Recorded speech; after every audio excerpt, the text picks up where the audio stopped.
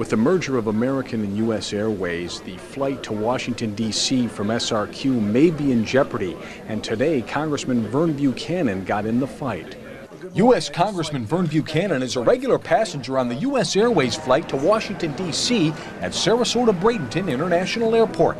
But the future of the nonstop service to and from the nation's capital remains uncertain after a merger between American and U.S. Airways. We also know that there's 52 slots that they're going to have to give up, takeoff and landing slots in D.C., so that's a big issue. So Buchanan is lobbying to keep the SRQ flight to Washington Reagan International Airport, one that has among the highest average passenger loads.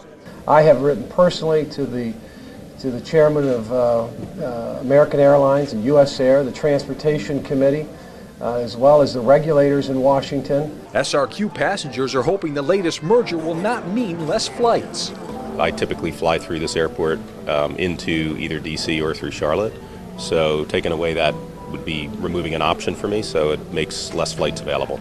SRQ is still trying to make up the passengers lost in 2012 when Southwest merged with AirTran and ended service at the airport. This flight is very important to us. All flights are, but this flight is particularly important because it hooks us directly to the nation's capital.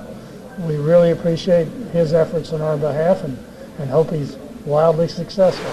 Buchanan says he's optimistic the carrier will keep the flight here. We're going to fight to keep this flight.